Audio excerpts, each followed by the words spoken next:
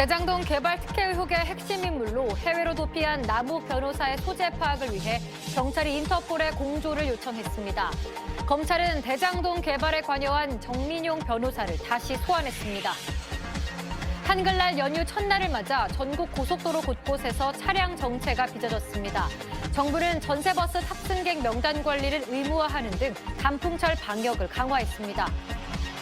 홍라희 전 리움 미술관장 등 삼성 일가가 고 이건희 회장에게서 받은 유산의 상속세를 내기 위해 2조 원이 넘는 계열사 주식을 팔기로 했습니다. OECD 등이 일명 구글세라고 불리는 디지털세 부과에 최종 합의했습니다. 이 조치가 국내 기업들에 어떤 영향을 미칠지 짚어봤습니다. 잠시 후 8시 뉴스에서 뵙겠습니다.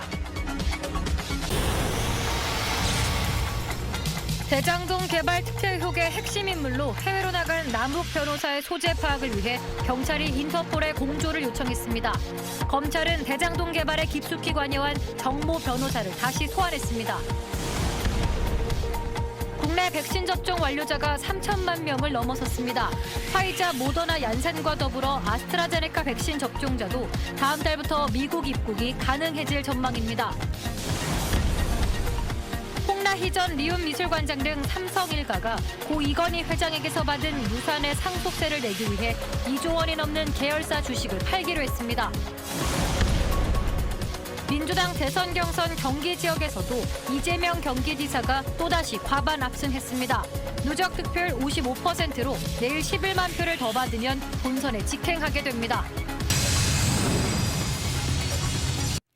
다음 소식입니다. 살인 혐의로 무기징역을 선고받은 뒤 가석방된 60대 남성이 전자발찌를 끊고 도망쳤다가 6시간 만에 붙잡혔습니다. 경찰은 도주한 이유와 추가로 범행을 저질렀는지를 조사하고 있습니다. 김도균 기자입니다.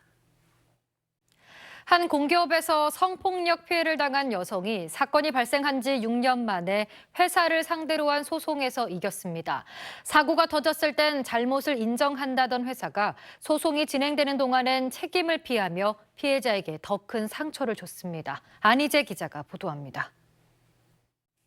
삼성 일가가 12조 원대 상속세를 내기 위해 우선 2조 원 규모의 주식을 팔기로 했습니다. 홍라희 전 리움 미술관장과 이부진 호텔신라 사장, 이서연 삼성복지재단 이사장이 보유 주식을 처분하고 있는데 조만간 이재용 삼성전자 부회장도 매각할 걸로 보입니다. 김정우 기자입니다. 구글이나 애플 같은 글로벌 IT 기업들을 겨냥해 과세를 강화하는 디지털세가 내후년부터 도입됩니다.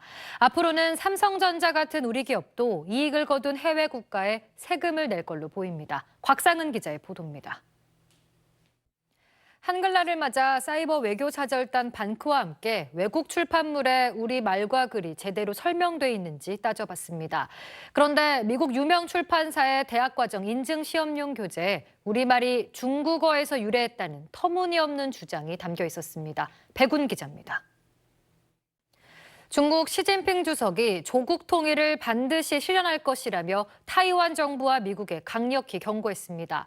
타이완 해협을 둘러싸고 군사적 갈등이 고조되면서 충돌 우려도 커지고 있습니다. 베이징에서 송욱 특파원의 보도입니다.